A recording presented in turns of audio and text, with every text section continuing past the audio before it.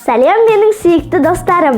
Сіздермен бірге әдеттегідей мен Малика. Бүгін біз сіздермен алмадан повидло жасаймыз. Ал повидлоны не жасауға болатын, мен оны видеоның соңында айтамын. Менің алмам таудың алмасы болғандықтан кішкене қарайып кетті. Оған қатты мән бермей қойыңыздар. Ендеше кеттік.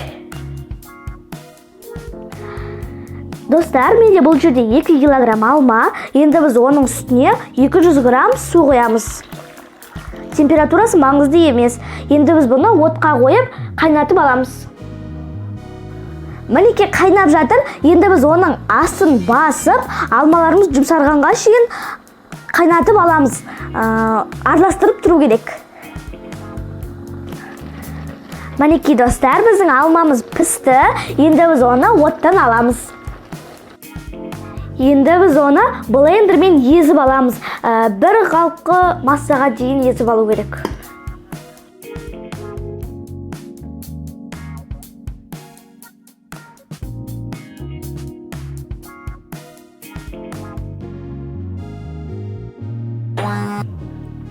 Енді біз езілген алмамыздың үстіне қант саламыз.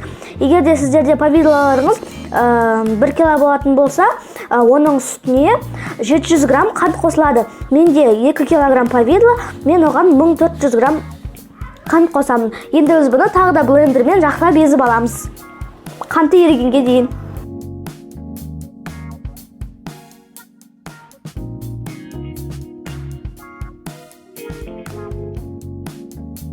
Мінекей достар, қанты еріді.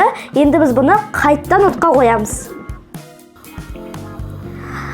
Мінекей достар, отқа қойдық. Енді біз бұны қайнағанға шейін араластырып тұруымыз керек.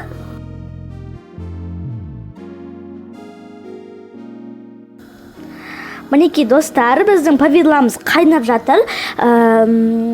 Осындай эмалированный ыдысқа құю керек, немесе түбі қалың ыдысқа құю керек. Енді біз бұны қайнағаннан кейін 20 минуттай өстіп араластырып тұру керек. Әйтпесе асты жабысып қалады.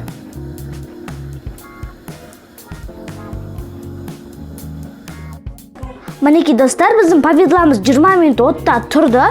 Енді біз бұны оттан түсіреміз. Осылайша қоюланады.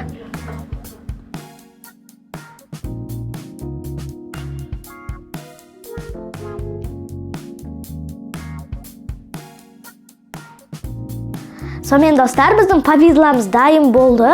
Қою, күшті, әрі тәбетті болып шықты. Бір жесең жей бергің келеді. Егер де сіздерге рецепт ұнаса, лайк басып арнама жазылуды ұмытпаңыздар. Айтпақшы, бұны рулетке де, немесе булочкаға да қолдана беруге болады. Және де үсті банкаға құйып қойсаңыздар, кез келген уақытта ашып жей беруге болады. Ендеше ас дәмді болсын. Сау болыңыздар.